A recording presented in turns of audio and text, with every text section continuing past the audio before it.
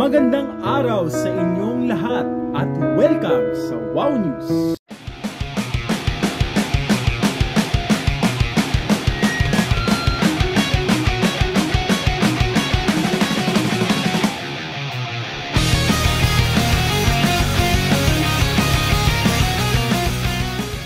Magandang araw sa inyong lahat at welcome nga pala ulit sa Wow News. Bakit nga pala ako nagtatagalog? Isipin nyo, bakit ako nagtatagalog? Wala kaming pakialam! Ang galing! Ang galing! Pero sa totoo, itutuloy pa rin natin ang ating pinaka-main topic sa lahat na tinatawag namin na or as we call it, pre-interview evaluation. So ano nga pala yun? So tatalakayin natin ang iba't ibang klase ng kung ano yung mga sinishared ko tungkol sa social media na tinatawag natin na Facebook.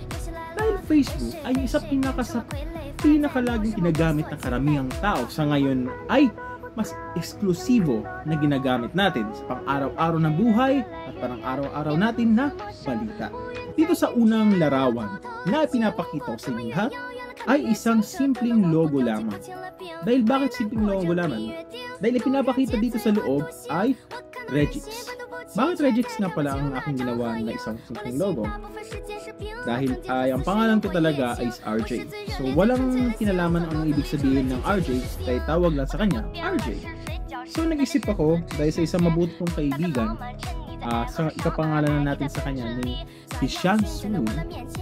Dahil si Shansui ay isang mag-ibig kong kaibigan noong high school pa ako. So nag-isip kami na RJ, baka gusto mo na naman palitan natin na Regix. So ayun, nagpalit ako ng Regix. Ang pangalan kong RJ, ang ginawa ko ng Regix. So, sa mga nakita ko dito sa aking hinitrato, may mga nag-share or may mga nagustuhan ang simpleng logo. So yun, yan ang ibig sabihin na Regix. Sa susunod naman na pangalawang larawan ay ipinapakita dito ang isang pinakamalikain na drawing ko sa aking buhay. Ito nga pala ang aking ginagawa nung nasa OJT pa ako. Kadalasan ito yung nakita kong pinakamagandang babae sa balat ng lupa. Ha? Ito lang guys is ang priority kasi nito is nag-drawing talaga ako dun. Syempre hilig ko talaga mag-drawing. At simpleng bagay lang yung makita ako na magandang babae, hindi na magandang babae, minsan may mga nagaganda ako na-develop sa isip. So ayun, nag-drawing ako dun sa OJT habang minsan wala kaming ginagawa, yung naging free time ko. So yan ang ibig sabihin. Ngayon, dadako na tayo sa ating pinakahuling tanong. What is the post or what is happening on it? We're gonna summarize it o isa-summarize natin ang video natin na pinost ko is all about sa mga bagay na pinopost ko na simplihang bagay lang at ang mga sinishare na katatawanan sa aking pang-araw-araw. Pangalawang tanong, who is the target audience that you have in mind that you what made the post? Patotoo lang, mga kapwa ko din kaibigan lamang at mga minamahal ko sa buhay. Dayo na tayo sa pangatlong tanong, who is currently actually able to view this according to your privacy settings? So same lang din naman sa pangalawang tanong, ang aking mga kapwa kaibigan at minamahal ko sa buhay. Yun lang ang aking mga mahalagang 3 posts. Hey everyone, my name is Patrick M. Jr. and this is Wow News. So, about sa final requirements namin and yung video about sa mga post namin. So, ang napili ko po is yung mga post ko is yung Mobile Legends na mga palagi kong pinopost. Tapos yung mga memes na tinatag sa akin about sa Mobile Legends ng mga friends ko. Tapos yung mga gem generator sa Clash of Clans. So, yun po yung mga pinopost ko and yun po yung magiging pag-uusapan ko. And yung target audience po namin yung mga gamers, I think. Yung sa mga Clash of Clans, I think yung mga batang Pilipinas na gustong pag-free gems pero ito is coming so hindi mo magana. 2016 pa po yung gem generator na yun sa yung ibang Clash of Clans ibang Clash of Clans sa Mobile Legends post ko. So matagal na siya and parang parang mukhang addict ako sa mga games, sa mga mobile games, which is totoo naman dati.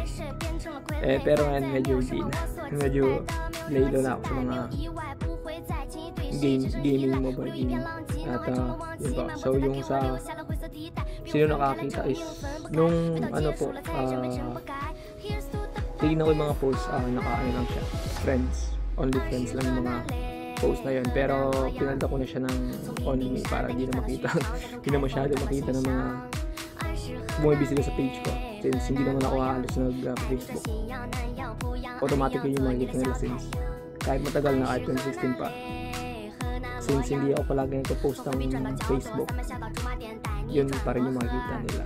Kung yung sa employer ko, feeling ko wala naman siyang epekto since matagal naman siya and very childish siya, mga post na hindi naman siya hindi naman siya controversial na topic na pag-uusapan. So yun lang po. Hindi na makikita ng mga ibang bibisita sa Facebook wall ko. So yun po, thank you.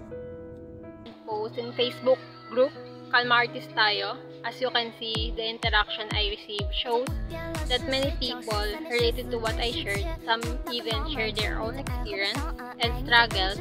The post was just for fun because I wanted to share the struggle I felt while working on a grid on a A3 size dwelling board. It was not easy, but this post helped relieve my stress and gave me a sense of comfort in what I was doing. And there's a caption in this post like, sobrang saya ko nung dumating yung A3 size na volume board ko kasi first time ko mag-draw sa ganito kalaki. Pero nung nag-grid na ako, parang ayaw ko na. And here's some questions. First is, what is the post about? Or what's happening in it? The post appears to express excitement and initial happiness about receiving an A3 size volume board, likely for drawing or art project. However, it humorously conveys frustration or second thought upon realizing the second challenge of creating a grid on a large surface. It seems to reflect a mixed skepticism for art and occasional struggle that comes with taking on new challenges. The post is relatable for artists or hobbyists who understand the effort in working on a large-scale project. Second question is, who was the target audience when you made the post? Based on the context of the post, the group appears in.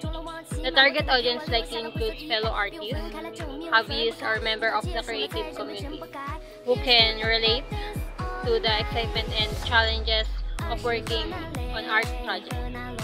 The tone of the post seems lighthearted and related, aiming to connect with others who have experienced similar moments in their creative journey.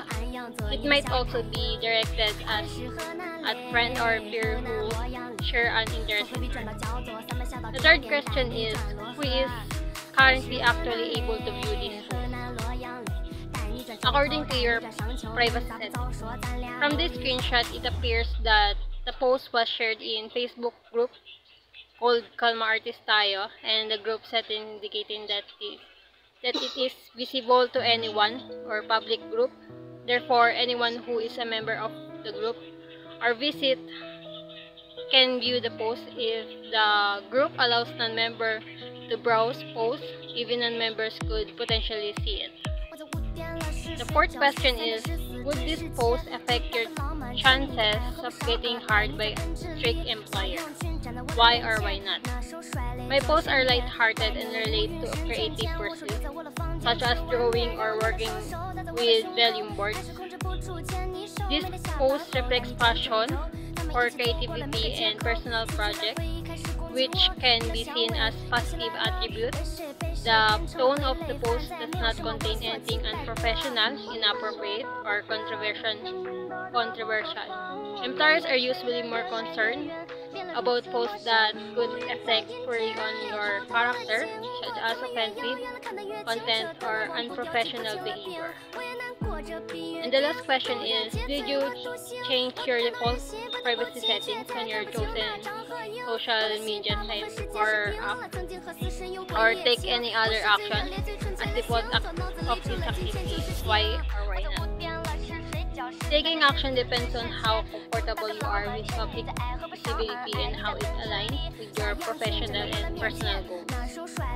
The post was shared in a group specifically for artists where the content is relevant and likely to be appreciated.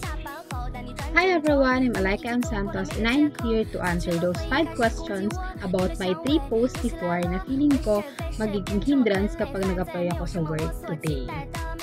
So the first question ko is, what is the post about or what's happening in it? So kung mapapansin nyo, sa unang picture and sa second picture is the meme na picture ko na in-upload ko din sa social media ko. And I find it funny po and uso siya before kaya pinost ko siya. And yung last na post na pinili ko po is para siyang rant ko sa Facebook na hindi ko na alam, hindi ko na maalala kung kanino ko siya pinapatama. But yeah, pinost ko siya kasi galit ako nun and gusto kong nang kakampi sa Facebook. So, number 2 question po is, who was the target audience when you made the post? So, obviously, dun sa first 2 posts na pinost ko before is yung mga classmate ko yung target audience ko, which is sila yung challenge sa akin na maggawa, makitrend sa ganon. And yung number 3 is specific person yun na ngayon nga hindi ko na maalala kung sino siya. But yeah, sila, classmate and yung specific person na hindi ko na maalala kung sino ngayon. So, number 3 question was, who is currently able to view this post according to your privacy settings? So, obviously, it's been 6 years simula nung mga pinost ko yon, yung challenge accepted and all the posts that I've made. So, ngayon, only me na yun. And ako na lang yung nakaka-view. Number 4 is, would this post affect your chances of getting hired by a strict employer? Why or why not? So, obviously, it's a yes na malaking effect yung magagawa ng mga post na ginawa ko before kung makikita ng strict employer ko yun ngayon. Kasi iisipin nila na unprofessional ako masyado and I'm so immature. And doon naman sa last post na ginawa or pinost ko dati is baka isipin nila na ang taas ng anger issue ko. Kaya, ayun, baka hindi nila ako i-hire sa company nila pagka ganun yung nakikita nila ngayon sa social media ko. So, last number 5 is, did you change your default privacy settings or take any action to this? Why or why not? So, obviously, yung mga post ko before na ginawa ko, which is hindi siya accurate sa edad ko ngayon, kaya yung iba, in-only me ko, marami sa mga post ko before, in-only me ko, and yung iba talagang totally dinilit ko para malinis yung account ko and hindi na siya sa akin pleasing sa mata ko and sa makakakita nun kung may makakakita man ngayon. So kung tatanungin ako kung ano yung natutunan ko dun sa dating account sa ngayon is natuto ako na maging responsible and maging mindful sa everything na ipopost ko sa online and also dun sa privacy settings na sinet ko sa social media ko kasi it can use against me and masira yung reputation ko. Kaya ayun, think twice before posting anything and value privacy both for myself and for other as well. So ayun lang, thank you! Hi, my name is Javelin Dalan. May 3 akong memes na share sa Facebook at may 5 akong sasagutan na question. So, ito ang unang picture. So, sa unang tanong, what is the post about or what's happening in C? So, this post or the shared post na share ko for entertainment lang and then just for fun is about 2 lovers who even it's raining, the man still carries the woman.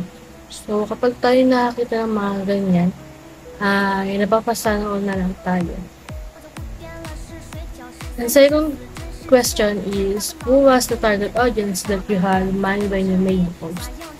The target of this post or this shared post is couple invested in romantic settings, which is a common theme that resonates with young adults. So, the third question is, who is currently actually able to view this post according to your privacy settings? This shared post means anyone can see this post because it's only public.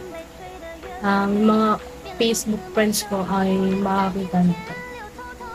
So, fourth question is, assume that the employer is very strict about professional image. Will this post affect your chances of getting hired by the type of manager?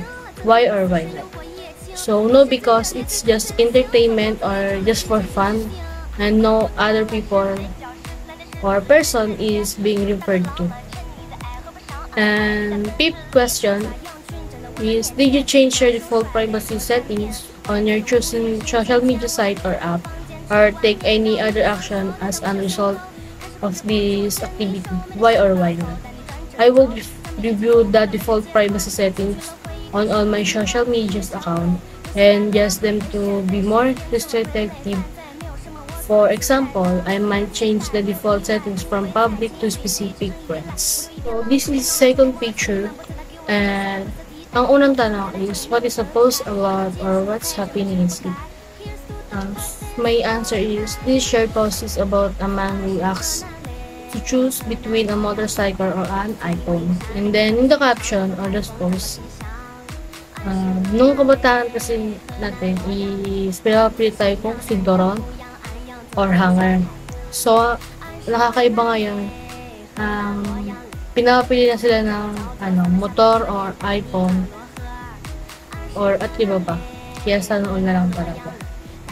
And second is, who was target audience that you have in mind when you made this post, the post. The target is people from my Facebook friends, and this is just entertainment and for fun only. Third question is, who's currently actually able to view this post according to your privacy settings? So my answer is those who can see it, my Facebook friend, and naka-public siya. Number 4, assume that the employer is very strict about professional image. Will this post affect your chances of getting hired by that type of manager? Why or why not? So my answer is no, because just entertainment and just for fun only, and no other person is being referred to. Fifth is, did you change your default privacy settings on your chosen social media site or app, or take any other action as a result of this activity? Why or why not? So my answer is, I will review the default privacy settings Facebook accounts and adjust them to be more restrictive. I might change the default settings from public to friends only. So this is third picture. And first question, what is the post about or what's happening in it? My answer is, this post is about a kid crying and laughing, and the caption here is, my mental health 24/7. So I shared it because I can relate. And then the second question, who was the target audience that you had in mind when you made the post? My answer is, the target here is my Facebook friends because they can relate, especially to mental health. And then third question, who's currently actually able to view this post according to your privacy settings? This is my answer. This shared post means anyone can see this post because it's only public. So may kita siya ng mga friends ko sa Facebook. So fourth is, assume that employer is very strict about professional image. Will this post affect your chances of getting hired by type of manager? Why or why not? So my answer is no, because just entertainment and just for fun, and no one else is people this about this all about tungkol naman ito sa mental health. So last question, did you change your default privacy settings on your chosen social media site or app, or take any other action as a result of this activity? Why or why not? And my answer is, I will review the default privacy settings in Facebook accounts and just adjust them to the more restrictive. I might change the default settings from public to friends only. So ayun yung mga tatlong memes na shared ko, at puro entertainment lang and just for fun lang. Yun ang aming tatlong post o shared post ng aming pang-araw-araw sa buhay na tinatawag namin Facebook. Salamat sa pagtulukoy o pagsubaybay mismo sa loob ng Wow. Good night, everyone.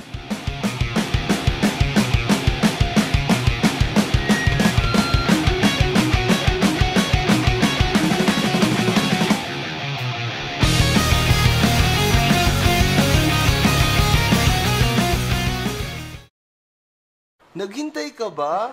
Wala na. It's a prank. Charan!